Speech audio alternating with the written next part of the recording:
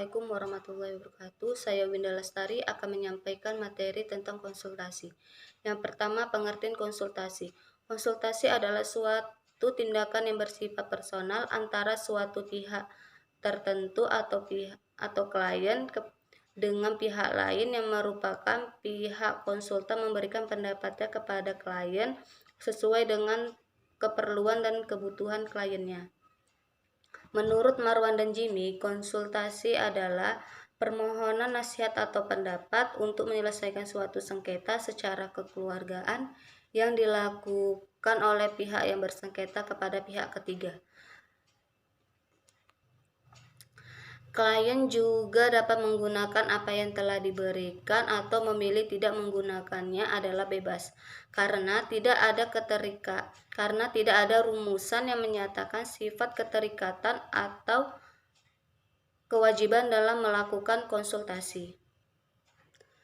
Konsultasi juga dapat digunakan oleh para pihak kepada seseorang atau badan hukum dari dinilai memiliki wewenang dan kekuasaan yang bersifat otoritatif untuk wewenang, pertimbangan, saran, dan usulan. Yang kedua, peran dan fungsi konsultan. Konsultasi sebagai suatu bentuk peranata alternatif penyelesaian sengketa. Peran dari konsultasi dalam perselisihan atau sengketa yang ada tidaklah dominan sama sekali. Konsultan hanyalah memberikan pendapat atau hukum sebagaimana yang diminta oleh kliennya. Selanjutnya, keputusan untuk mengenai sengketa tersebut diambil oleh para pihak. Fungsi utama dari konsultan adalah untuk mencegah timbulnya suatu sengketa.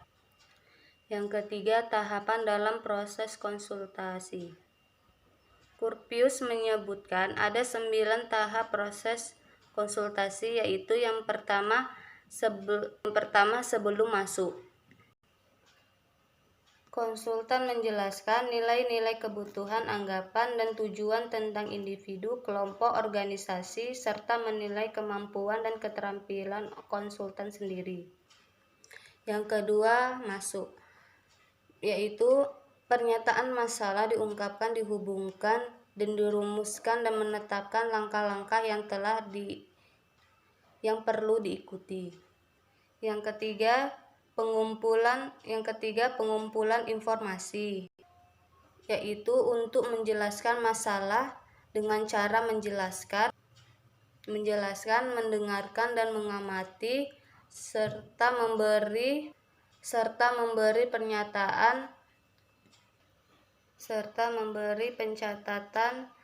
pencatatan yang baku, interview dan pertemuan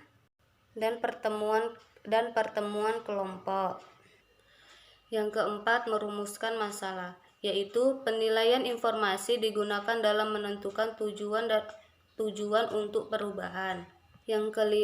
Yang kelima, menentukan solusi masalah.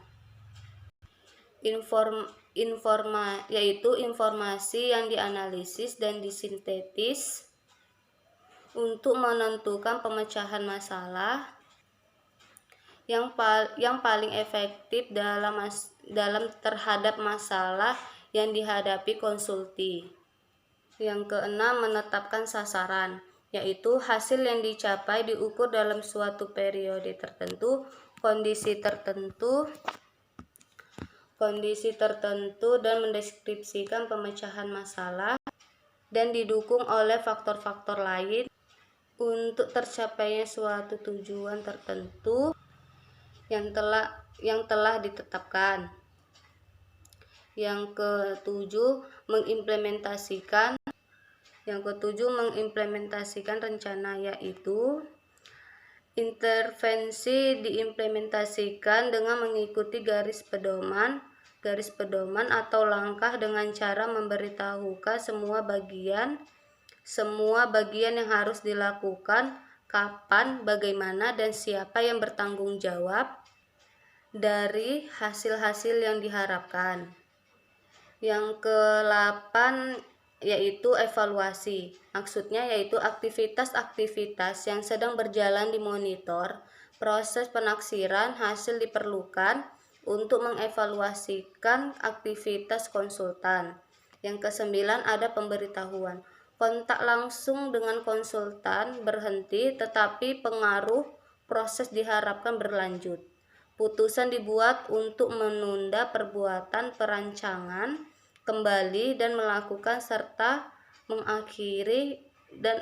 mengakhirinya dengan sempurna.